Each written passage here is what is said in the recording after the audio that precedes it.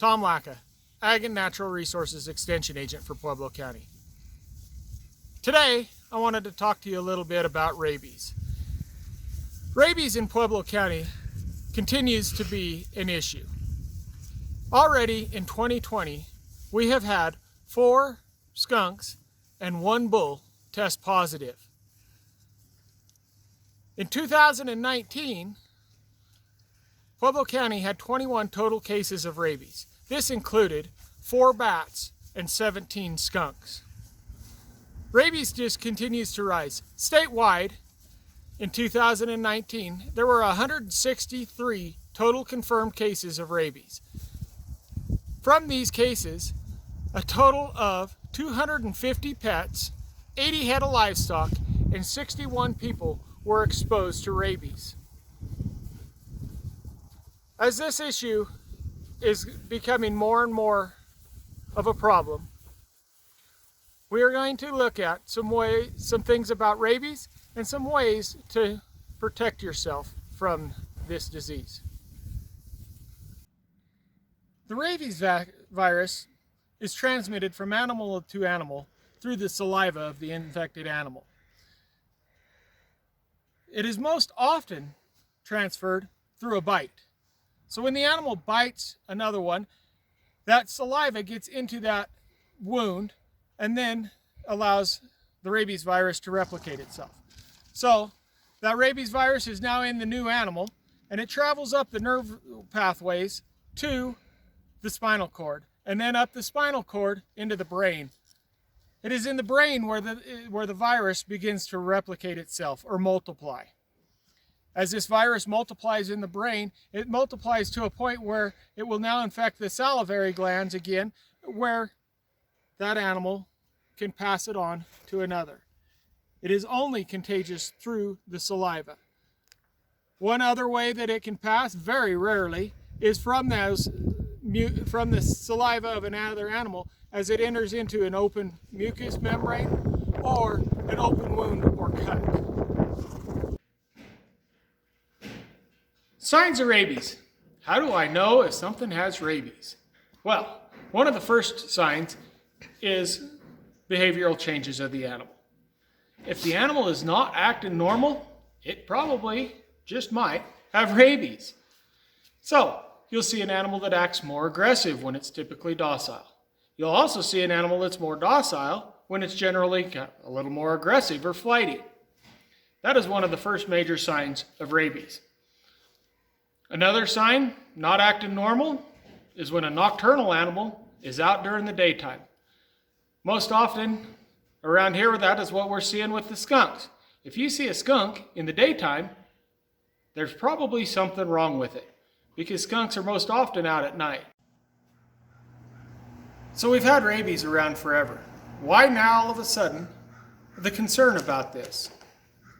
For one, it is because we're starting to see this skunk variant more and more so. Skunks are an animal that are more in areas where we frequent or our pets frequent. Being a ground animal other than a flying animal such as the bat, the skunks have a better chance of coming into contact with our pets, ourselves, or anything else. So that is one of the reasons for concerns. Another thing is this variant seems to spread rapidly. The skunk variant can travel from animal to animal fairly quickly, and it doesn't take long. So we figure any animal that has been in close contact with a skunk or a bat is considered to be infected unless testing of that wild animal proves that it's negative. So, what can I do to keep myself and my pets safe from rabies? The first thing that we can do is vaccinations. Vaccinations should be done by a licensed vet. We should have all of our pets vaccinated. We should also consider whether our livestock need vaccinated as well. The skunk variant of rabies, and the bat variant for that matter, can easily be spread to our horses, our cattle, and other animals.